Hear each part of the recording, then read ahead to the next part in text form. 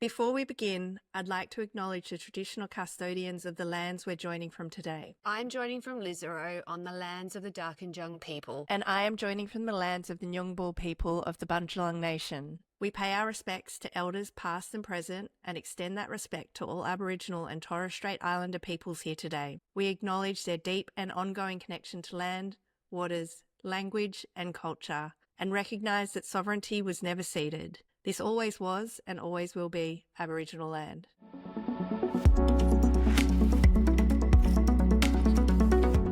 Before we jump into this episode, a quick note on why we make Femmebot.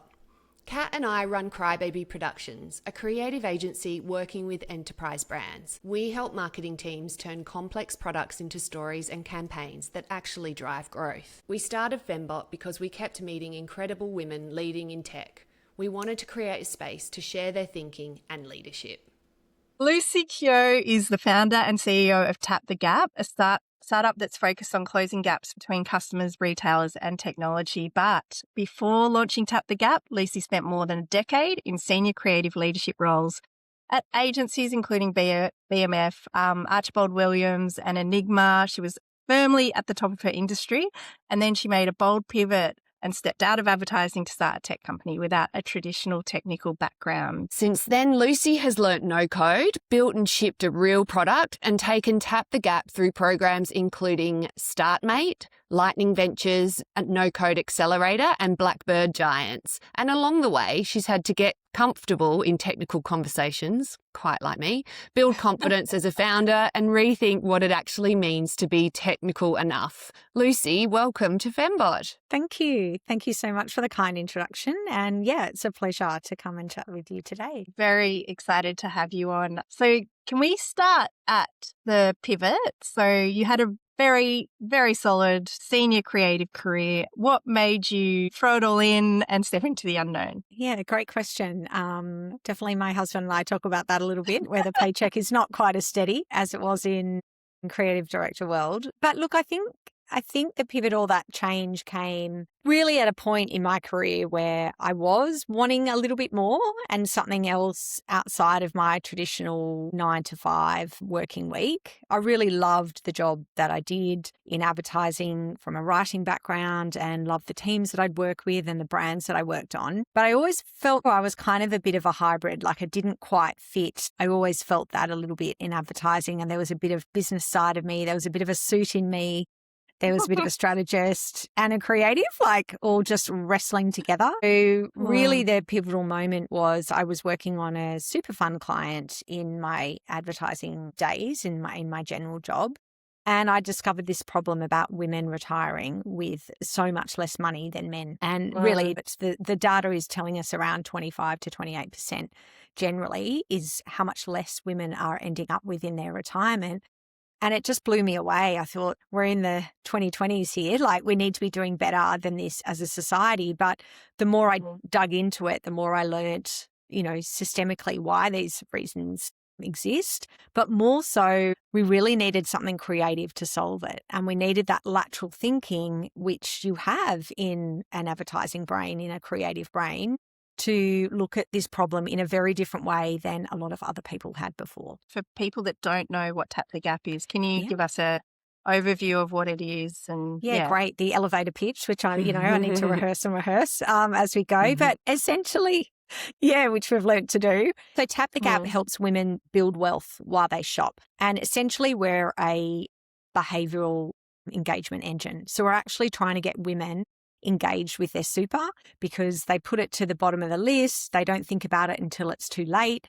And by nature of the statistics, they're going to end up with less. So what we do is we bring open banking technology together with micro education, and essentially it connects to your bank account so you can round up transactions like you buy a coffee for $4.50, 50 cents gets swept into your super. And we have brand bonuses, which is when you shop with a retail partner, it might be the Iconic, it might be a new candle shop, or it might even just be Uber Eats.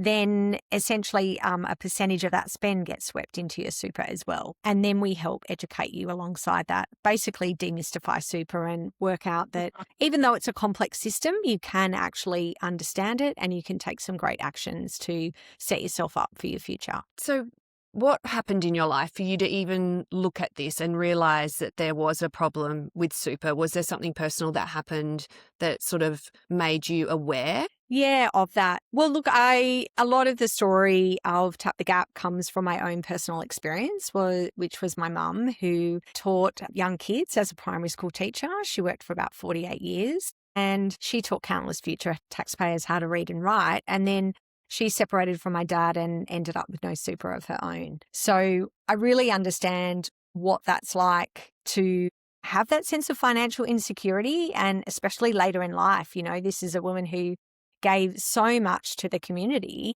and then got to the end, you know, and didn't have what she really deserved to have. And look, mum's fine. She's all right. And she's got 4 kids who, you know, are there and taking care of her, but it's definitely not what was deserved for someone in her position. And I think that there's ways that we can change this, and we have to change it, because when you look at the statistics now, as a woman, you are 8 times more likely to be homeless over the age of 55. Like, that's not 1 or 2, that's 8 times. And that's because women are finishing their working career and they do not have enough money in the bank to live on.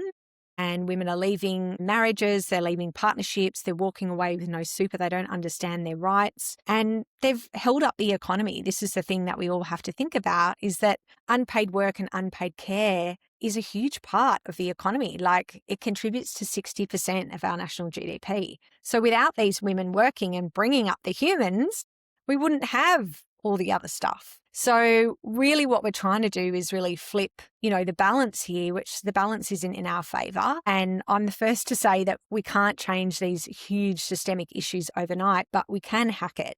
And that's what Tap the Gap's about. It's about simple, easy ways to hack this system and put yourself ahead without taking up too much brain power, because, you know, we're all busy and we've got stuff to do, right? Yes, Yep. absolutely. But I mean, obviously that's what Tap the Gap is, and we could probably speak about this for a whole podcast. But it's obviously, and I'd just like to get your thoughts on this, because obviously you explored it a lot. It's happening, you know, the lack of education around looking after ourselves financially starts from a young age, right? With women first. I do encourage young women to be, you know, invested in their future and understand those kinds of things from a younger age. Yeah, look, I think it's a really great point that you make. And I think when I talk about systems and the systems that have failed us, the education system has failed us. You know, every student leaves school in Australia and they're about to go and get a job, and no one has taught them about super.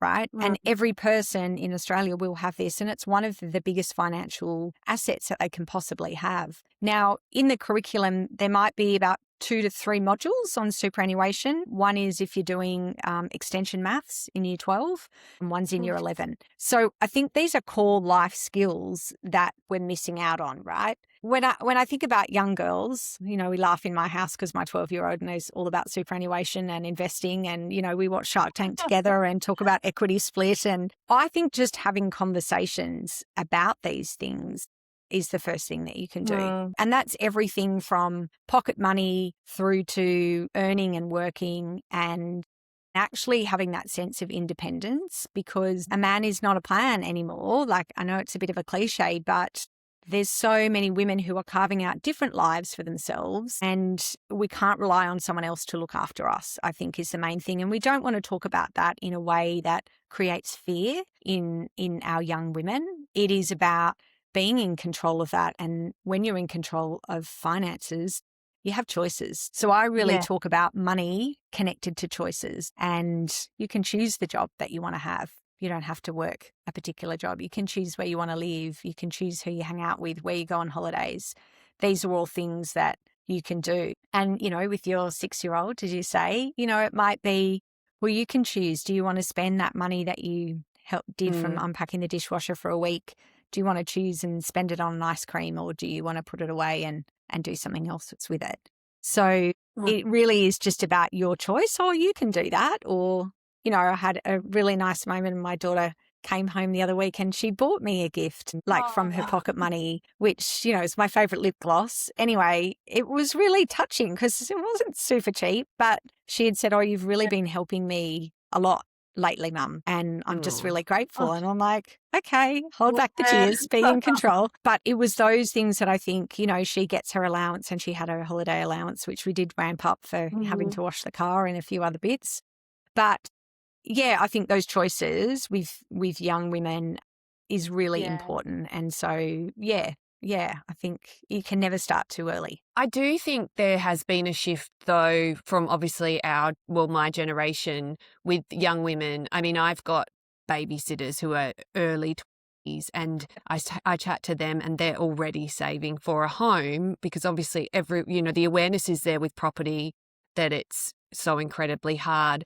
But it sounds like, and I'm sure it's not there yet with superannuation and with, I guess, protecting yourself in that sense, just in case partnerships break down. And I guess that's another area. It's like, I think you're sort of told sort of through the grapevine that you should always have a bit of money for yourself just in case. And it's definitely unofficial. It's like girl to girl type thing. But I think it's Secret bank account. The secret bank it is account. really Love important. the secret bank account.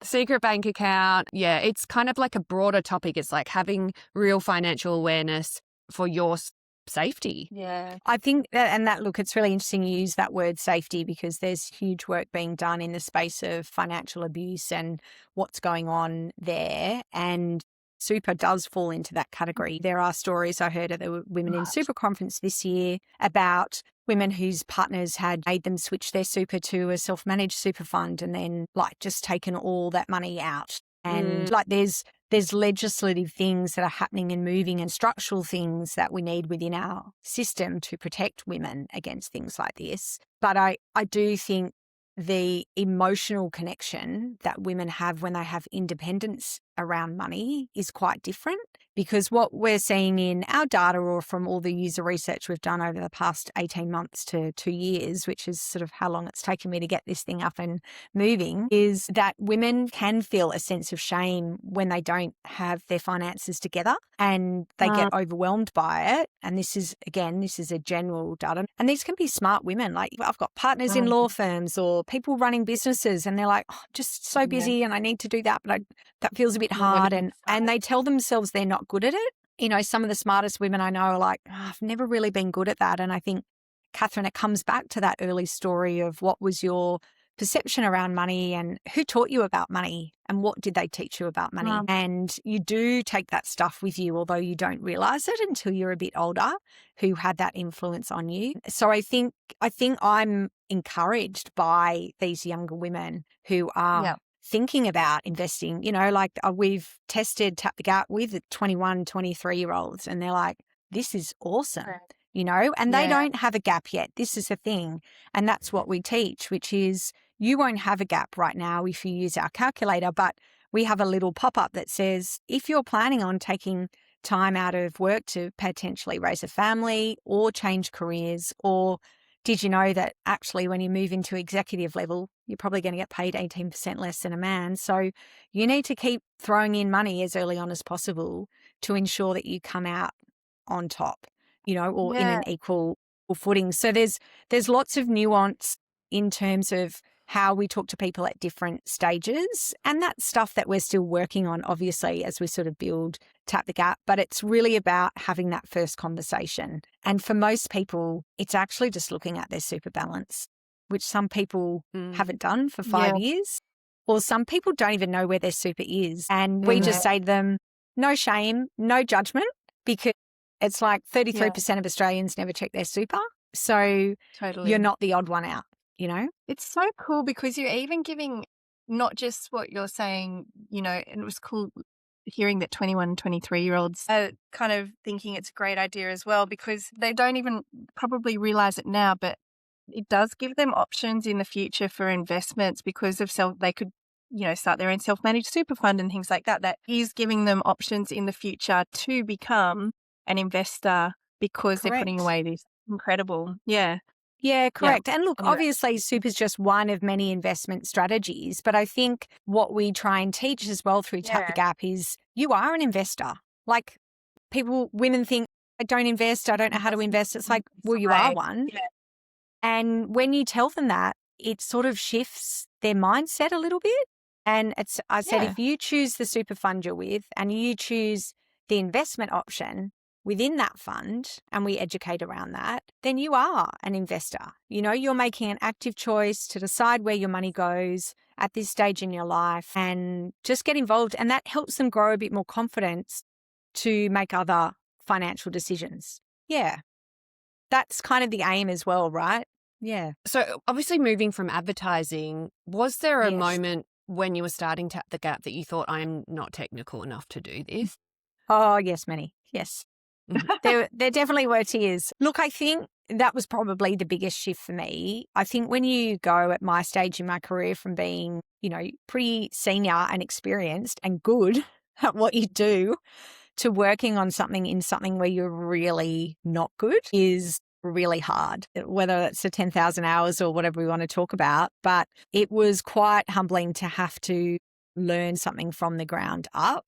And there were times when I was like, oh, I'm never going to get there. But I did have my experience with Lightning Products and Dave, who was there, who really believed in the value of a founder learning software to a certain extent.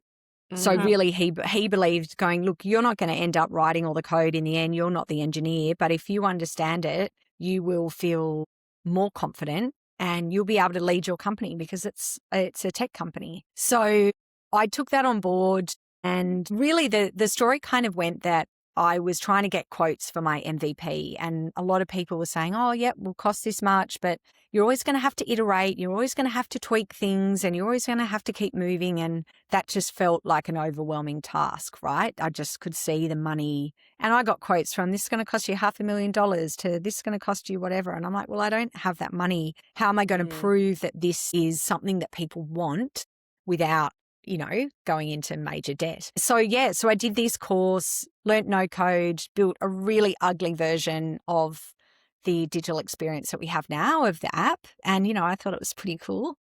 So not cool. But what it taught me was the fundamentals of front end, back end, relationships between information, how to manage product, what you have to be a product manager. And I actually knew that I wasn't going to get ripped off in the process. I knew that I could ask the right questions of an engineer and I could understand the logic. And now with AI, I'm like, okay, cool. They asked me that question. I'm plugging that in. I'm stress testing that.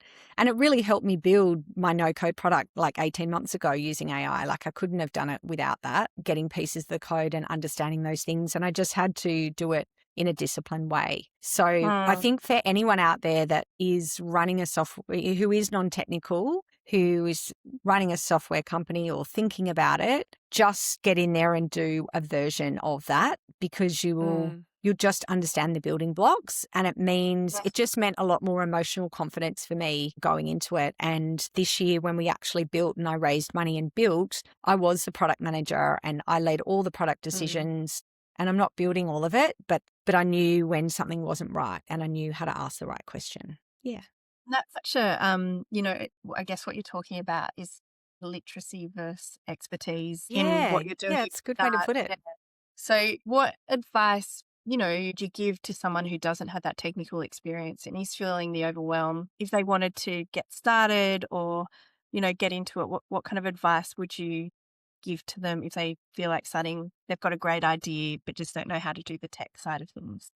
Yeah, great. So I think there's a lot more to tech than just the tech, like to tech companies that are tech. So I think the courses that I did or the communities I was associated with, like StartMate, like Giants, when you come in there, it's a whole range of learning that you have to do. And that's everything from user interviews, learning how to define what a product is, learning about pricing models and, a business plan, as well as, like how are you going to make money essentially? So looking at your cash flow and your business model in that sense, like all of that is equally as important. And I'd actually say before you start building, you need to do that validation piece and you need to work out what is the problem you're solving, who cares about it enough to hand over money for it if that's your end goal, if you want to make a product that makes money. And you really have to do a lot of work there first, 6 months of validation before I went and jumped into this full time.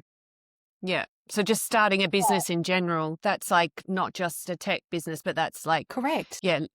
So doing that sort of troubleshooting upfront to see if it's actually going to succeed. Yeah. And then what you end up learning is you work out, are you not just like you can stay with your problem space.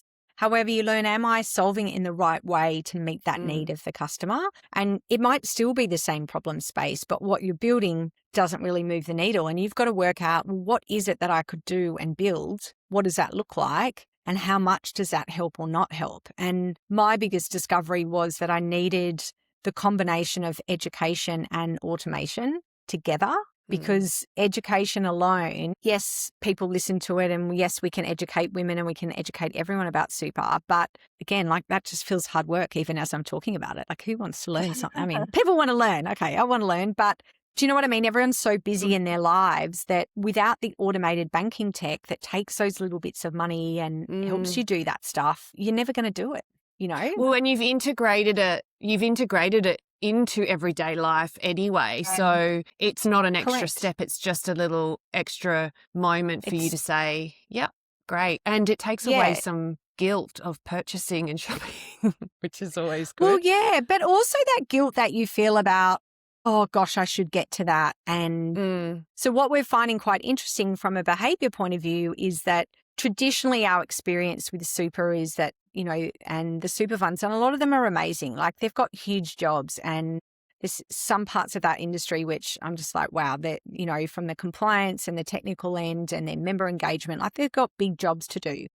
And we're never here to say, oh, we're replacing that. We're really here as a partner for them and, you know, an add-on to help sort of almost get people more connected with this amazing thing that is superannuation, because there's so many benefits from a tax point of view, from just growing wealth. Like you don't have to pay money. You don't have to pay tax on the money as it grows inside your super. Like that's just nuts. And people don't understand that. They think, oh, yeah, this is Australia and I'm just going to have my property and maybe I'll buy some shares or I'll do that. We really have to get people to realize the benefits that super can bring from a long-term point of view and, you know, how beneficial that is to people. So, yeah, I think some of those things are overlooked, you know, to a certain extent by you're by giving visibility to it in a really hands-on, everyday way. And so I'm imagining that you can then, you know, maybe not every day, but you're sort of seeing that contribution and you're seeing that growth, whereas you're so tapped out otherwise. It's out of sight, out of mind. It is, and it's not tangible, right? Like we've got to also think about this as super's not money that you ever really see and touch, but it does go into the equivalent of a bank account. And I say to people, well, you wouldn't not check your bank account for 30 years. So why are you letting this money that is, you know, 9, 10, 11, now 12% of your working wages, why are you letting it sit there? Like, do you know who's looking after it? Like I kind of had in a post that we did, like, would you leave your handbag with a stranger? Probably not. Yeah. You know, the first step is for people to realize that number one, super is your money. Like it's your money. I know you can't touch it and feel it and you can't access it for later on, but it is your money and you've got to take responsibility for it. So whilst that is a really serious issue, we're trying to balance that with this is really serious, but we can give you a really simple way to help manage that. You know, and there's a great article in the AFR this week talking about incremental addition to your super, especially when you're young. Let's talk to that 6-year-old, you know, she's ready, she's right to go. But the earlier that you put that additional contributions into your super, the better, because the reality is that most people, even if you're hitting that $1,000 cap that your employer will put in on your behalf, you're not going to have enough to live on. Like we all have to put extra bits in over our working lives in order to make the most of it. You've touched on, obviously, you know, getting your hands really dirty in the build. What else surprised you about founder life? Yeah, okay. So much harder than I thought it would be. Look, I think just the fact that everything stops with you. I think there's always that safety net when you're working in a corporate business where, yes, you've got your responsibility, but there's always someone else that you can lean on for support. And the biggest realization is, yes, I've got a great team around me and I've got an amazing advisory team and fractional team. But ultimately, like, it comes down to me, like whether this is working or not, comes back to me. There were definitely moments last year when I questioned, I'm not built for this. And, you know, like, what on earth am I doing? Especially as I sort of joke that some of my kids are like, Mum, you just can hardly work out how to, get that app on my mobile phone. Like, how are you running a tech company? And I'm like, I just don't want to do that on your phone because I don't have time. I'm like, I don't want to work that out. I use my brain energy for the things that are really crucial. That's kind of where I've probably fallen over a little bit on that, in the last 12 months. But yeah, the downside is it sits with you, and it can be the learning curve, while steep and exciting, can also be really draining. So imagine it's like you're in a job and like 7 hours of the 8 hours of your day is working with something that you've never done before. Like that shift. Whereas when I was in my previous career, it's like, well, I'm doing what I know for 7 hours a day, and maybe my stretch time is like 1 to 2 hours a day. This is like the complete opposite. So you're working in this consistent stretch mode, and that was a bit of a reality where I'm like, oh, I love learning new things, but I don't want to do it all day, every day for like however many months. But that's the reality. You just have to do it, or you work out, who do I know that can help me learn that faster? And obviously we have AI, but we have a great community of people in the startup community in Australia, particularly in fintech, who I've met and found. And people are really generous with their time to help you learn. Yeah, or point you in the right direction. How has your creative background helped with that? Yeah, that's a really interesting question. Because if I look at, technical, am I an engineer or I'm a creative? I think the core part of it that you don't kind of realize you have till you step out of advertising is this critical thinking and the ability, your resilience, number one, because you've spent your career people telling you that your ideas are pretty crappy and you have to come back for more and more and more. So you do have, your resilience is high. I do remember a story of, I was applying for the accelerator, and I think I was in an interview for it, and one of the panelist judges, I'll never forget it. She was like, she leant in and she's like, this is really full on. It's going to be a lot of work, And I sort of was like, yep, okay. And she's like, you might be working till into the morning and blah, blah, blah. And I'm like, and? Yeah. And I come from advertising, man. I'm like, someone pivoted on a brand idea at 1:30 in the morning and we're pitching the next day. Like, what? Whatevs. Anyway, and so I found that really funny. And not like some, client that's going, it's all shit, the next day, kind of thing, do it again. Correct. Do it again. So I think there's that resilience, but also you just know how to work towards a final goal, take on board feedback, but hold on to that thing. Do you know what I mean? Without letting that fall over. Like, I think your job as a creative is to come up with the idea, take on all the multiple bits of feedback, but hold on to the heart of that and don't let that die. So I think being able to, that's probably what I'd apply to it, to go, well, this is the outcome we want and we're going to weave our way there. What's a game changer? What's not? What makes it fall over? And what won't we compromise on? And I think having those things in your mind as you're building the company and also building the tech, you've got to be really strict on that. So I think that's training. And I also think the collaboration that you have as a creative, creative people are collaborative by nature, I think, because they love ideas and they're open and interested. They're like, oh, why do you think like that?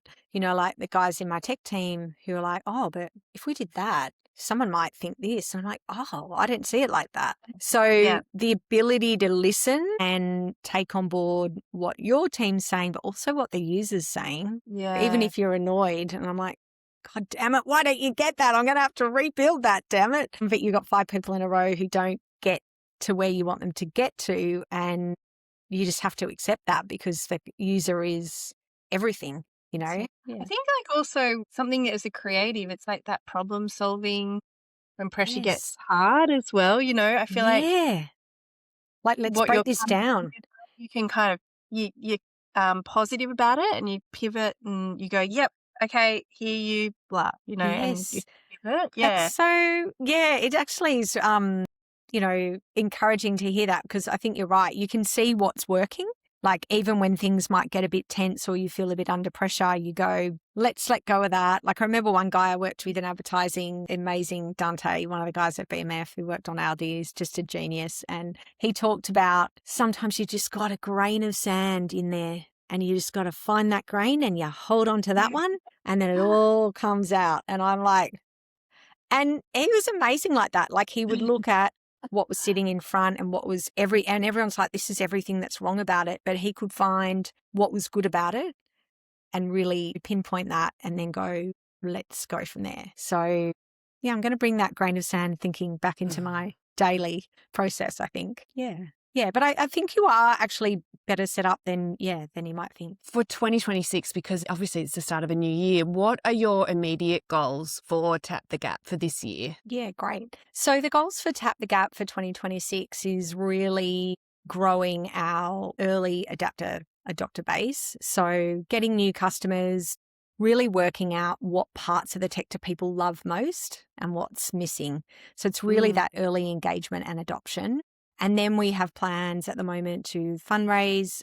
We'll be doing that soon and building more of the tech based on those learnings, those early user learnings. So yeah, it's going to be an exciting year ahead. We are working with employers. So we're coming into businesses and helping them offer Tap the Gap as a financial wellbeing benefit. And we're doing seminars. So really educating the teams there. And that's men and women, which it's been actually quite interesting, especially the young men listening to their module on super and separation and understanding their rights and women's rights in that. So, there's definitely something there for everyone. But yeah, we're just really wanting to know what's moving the dial for people. What do they love so that we can hone that experience and just keep making it stronger for the people that come. Can I ask what kind of investors you look for? But, I feel like that's a huge journey as well. You're not going to say ugly, but like more capital investment kind of thing. Because it's obviously you're doing this, you've made this from a values-based place. Led.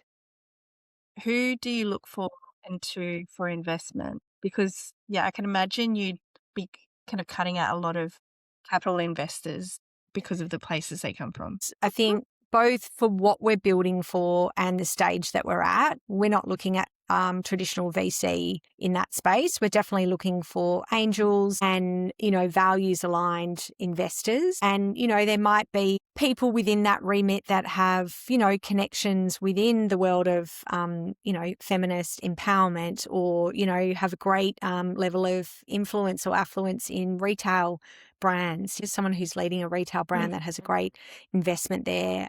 But really people that understand what we're doing and why we're building it, because there is a strong revenue model and a strong business model behind this. But it is going to take us a little bit of time because we are building for behaviour change. And we need to have people who understand that journey and are ready to strategically help us move forward. Yeah. So it is a very particular set, and we're picky because we've got to be picky, right? We've got to get this right, because I do believe, and we've done all the data modelling, that this can really shift a place for everyday people, and that's what we want to do. Yeah. How can we get it for the viewers? So, how can we get Tap the Gap? Come in, listeners, come on in. So at the moment, we're a web app. We will be moving to App Store soon, but right now you just jump to tapthegap.com.au. There's a link to the web app, and you can just sign up. And the easiest thing to do if you haven't used a web app before is you pin it to your home screen and then you come back to it on your phone like any other app.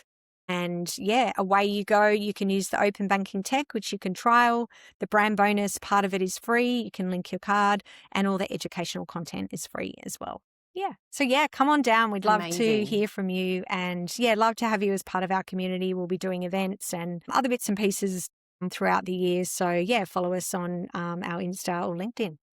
Thank you so much, Lucy. It is such no worries. What you're doing is so incredibly inspiring, and I'm so excited to speak to you because of it. Thank you.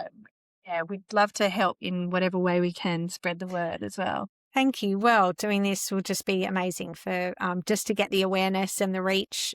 Would be really great. So no, I've enjoyed the chat. Thank you. Let's bulk up our super. Get our super up there. Thank you, Lucy. So that's it for this episode of Femmebot, the podcast powering women in tech. If you liked what you heard, hit subscribe and share.